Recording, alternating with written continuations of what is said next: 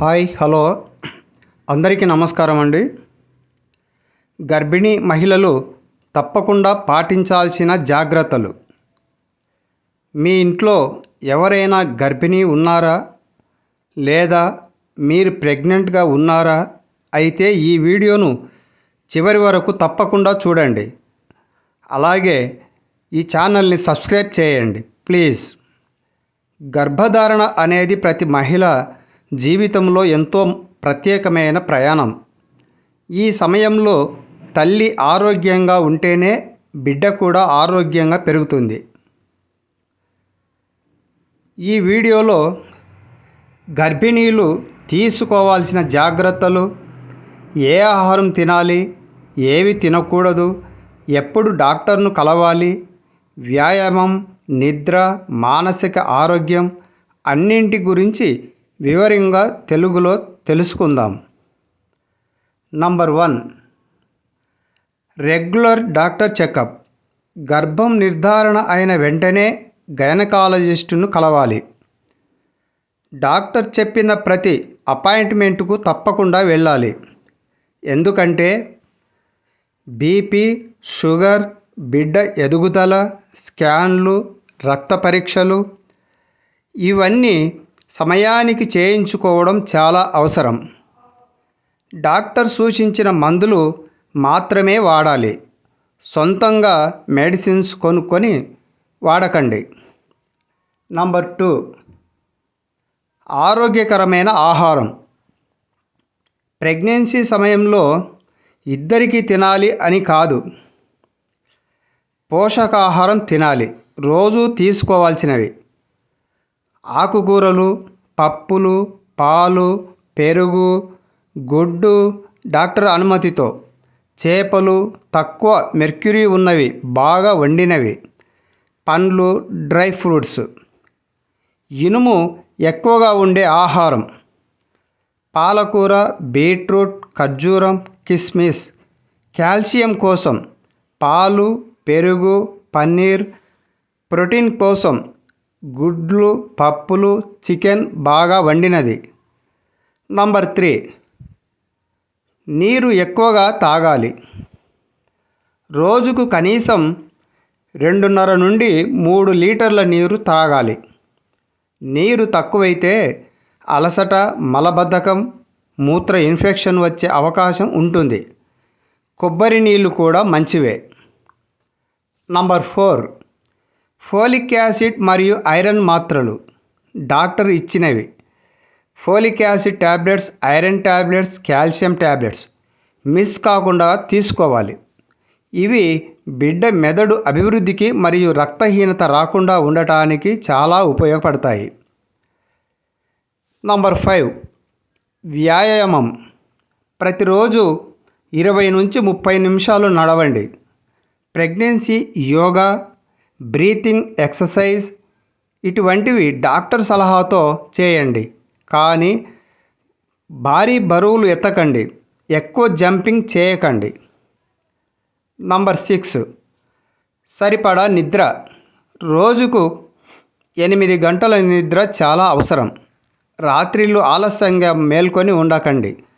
2 మరియు 3 త్రైమాసికంలో ఎడమవైపు తిరిగి పడుకోవడం చాలా మంచిది. నంబర్ 7, మానసిక ఆరోగ్యం. ఎప్పుడూ సంతోషంగా ఉండటానికి ప్రయత్నించండి. టెన్షన్ తగ్గించండి. మంచి సంగీతం వినండి. కుటుంబ సభ్యులతో మాట్లాడండి. ధ్యానం కూడా చేయవచ్చు. ఎందుకంటే తల్లి మానసిక ఆరోగ్యం బిడ్డ ఎదుగుదలపై కూడా ప్రభావం చూపుతుంది. నంబర్ 8, దూరంగా ఉండాల్సినవి. ఈ సమయంలో సిగరెట్, మద్యం, పొగాకు, డ్రగ్స్ పూర్తిగా దూరంగా ఉండాలి.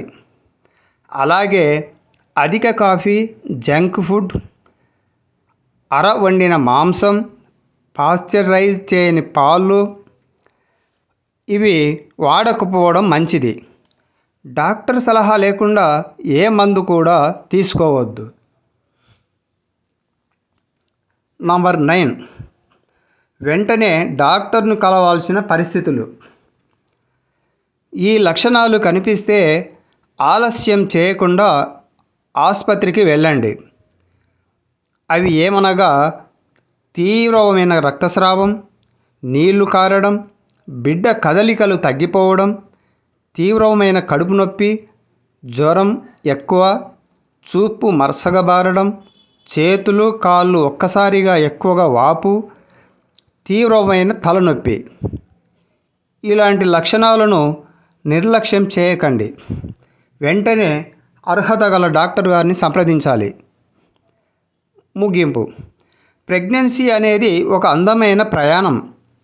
ఈ సమయంలో మంచి ఆహారం, సరైన విశ్రాంతి, రెగ్యులర్ చెకప్, పాజిటివ్ ఆలోచనలు ఇవన్నీ తల్లి మరియు బిడ్డ ఆరోగ్యానికి చాలా ముఖ్యమైనవి.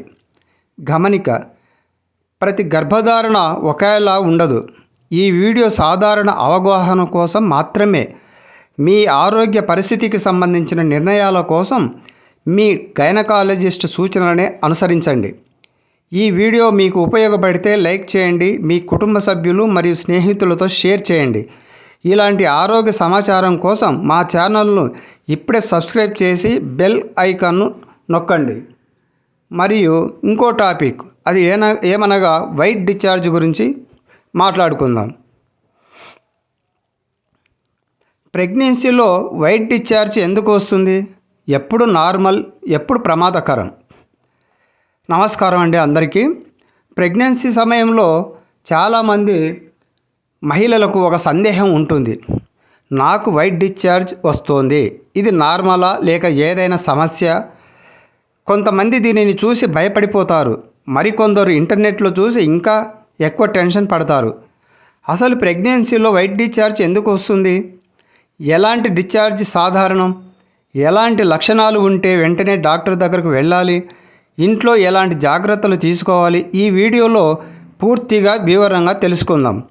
కాబట్టి వీడియోని చివరి వరకు చూడండి. వీడియోను సబ్స్క్రైబ్ చేయండి ఈ ఛానల్ని. వైట్ డిశ్చార్జ్ అంటే ఏమిటి? ముందుగా వైట్ డిశ్చార్జ్ అంటే ఏమిటో తెలుసుకుందాం. యోని నుండి తెల్లని లేదా పాల లాంటి ద్రవం బయటకు రావడాన్ని వైట్ డిశ్చార్జి అంటారు.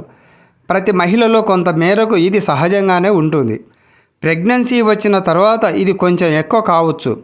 ఇది చాలా సందర్భాల్లో శరీరం సహజంగా చేసే ఒక రక్షణ చర్య. ఈ ద్రవం వల్ల యోని శుభ్రంగా ఉంటుంది, హానికరమైన బ్యాక్టీరియా పెరగకుండా సహాయపడుతుంది. ప్రెగ్నెన్సీలో ఎందుకు ఎక్కువ అవుతుంది? గర్భధారణ సమయంలో శరీరంలో ఈస్ట్రోజన్ హార్మోన్ పెరుగుతుంది. అలాగే గర్భాశయం మరియు యోని ప్రాంతానికి రక్త ప్రసరణ కూడా ఎక్కువ అవుతుంది. దీని కారణంగా యోని గ్రంథులు ఎక్కువ ద్రవాన్ని ఉత్పత్తి చేస్తాయి. అందుకే చాలామంది గర్భిణీలకు రోజు కొద్దిగా వైట్ డిశ్చార్జ్ రావడం సాధారణమే. ఇది బిడ్డకు ఎలాంటి హాని చేయదు. చాలా సందర్భాల్లో చికిత్స కూడా అవసరం ఉండదు. నార్మల్ వైట్ డిశ్చార్జ్ ఎలా ఉంటుంది? సాధారణంగా ఉండే డిశ్చార్జ్ లక్షణాలు ఇవి.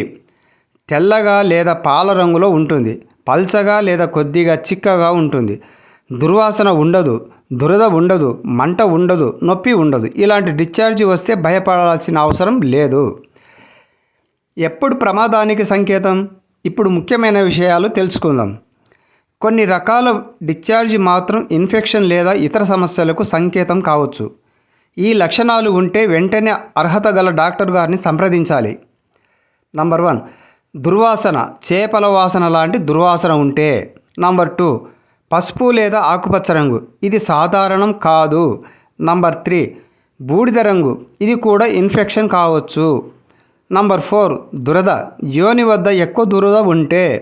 నంబర్ 5, మంట, మూత్రం పోసేటప్పుడు చాలా మంట అనిపించడం.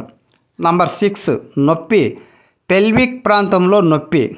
నంబర్ 7, రక్తం కలిసిన డిశ్చార్జ్, కొన్ని సందర్భాల్లో ఇది అత్యవసర పరిస్థితి కావచ్చు. నంబర్ 8, ఒక్కసారిగా నీళ్ళలా ఎక్కువగా కారడం, ఇది బిడ్డ చుట్టూ ఉండే నీరు లీక్ అవుతున్న సంకేతం కావచ్చు. ఇలాంటి పరిస్థితుల్లో ఆలస్యం చేయకుండా హాస్పిటల్కి వెళ్ళాలి. వైట్ డిశ్చార్జ్ వల్లే వచ్చే ఇన్ఫెక్షన్లు. ప్రెగ్నెన్సీలో కొన్ని ఇన్ఫెక్షన్లు రావచ్చు. ఉదాహరణకు ఫంగల్ ఇన్ఫెక్షన్. లక్షణాలు: పెరుగు లాంటి డిశ్చార్జ్, తీవ్రమైన దురద, మంట. బ్యాక్టీరియల్ ఇన్ఫెక్షన్ లక్షణాలు దుర్వాసన, బూడిద రంగు డిశ్చార్జ్. ఈ 2 పరిస్థితుల్లో కూడా డాక్టర్ సూచించిన మందులనే వాడాలి. సొంతంగా మెడికల్ షాపులో మందులు కొనుక్కోవద్దు. ఇంట్లో తీసుకోవాల్సిన జాగ్రత్తలు. ఇప్పుడు ఇంట్లో పాటించాల్సిన ముఖ్యమైన జాగ్రత్తల గురించి చూద్దాం. పరిశుభ్రత. రోజు శుభ్రంగా ఉండాలి. కాటన్ దుస్తులు, కాటన్ అండర్వేర్ ధరించడం చాలా మంచిది. తడి బట్టలు ఎక్కువసేపు ధరించకండి. రోజు దుస్తులు మార్చండి. యోని లోపల కెమికల్ వాసులు ఉపయోగించవద్దు. ఎక్కువ నీళ్లు తాగండి. పోషకాహారం తీసుకోండి. డాక్టర్ సలహా లేకుండా మందులు వాడకండి. అపోహలు మరియు నిజాలు. అపోహ నంబర్ 1, వైట్ డిశ్చార్జ్ వస్తే బిడ్డకు ప్రమాదం. నిజం, చాలా సందర్భాల్లో ఇది పూర్తిగా సాధారణం. అపోహ 2, డిశ్చార్జ్ అవ్వడానికి ఇంటి చిట్కాలు చేయాలి. నిజం, కొన్ని చిట్కాలు ఇన్ఫెక్షన్స్ను మరింత పెంచవచ్చు. అపోహ నంబర్ 3, డిశ్చార్జ్ వస్తే మందులు వెంటనే కొనుక్కోవాలి. నిజం, డాక్టర్ సూచన లేకుండా మందులు వాడకూడదు. ముగింపు. మొత్తానికి ప్రెగ్నెన్సీలో వైట్ డిశ్చార్జ్ రావడం చాలా సందర్భాల్లో పూర్తిగా సాధారణమైన విషయం. అయితే దుర్వాసన, దురద, మంట, రక్తం కలవడం లేదా ఒక్కసారిగా నీళ్ళలా ఎక్కువగా కారడం ఇటువంటి లక్షణాలు ఉంటే వెంటనే మీ గైనకాలజిస్టును సంప్రదించాలి. ఈ వీడియో సాధారణ ఆరోగ్య అవగాహన కోసం మాత్రమే. మీ వ్యక్తిగత ఆరోగ్య పరిస్థితికి సంబంధించిన నిర్ణయాల కోసం ఎల్లప్పుడూ మీ వైద్యుడి సలహానే అనుసరించండి. ఈ వీడియో మీకు ఉపయోగకరంగా అనిపిస్తే లైక్ చేయండి, షేర్ చేయండి, కామెంట్స్ రాయండి. మీ కుటుంబ సభ్యులు మరియు స్నేహితులతో షేర్ చేయండి. ఇలాంటి మరిన్ని ప్రెగ్నెన్సీ మరియు మహిళల ఆరోగ్య విషయాల కోసం మా ఛానల్ను సబ్స్క్రైబ్ చేసి బెల్ ఐకాన్ను నొక్కండి. ధన్యవాదాలు. ఆరోగ్యంగా ఉండండి. నమస్తే.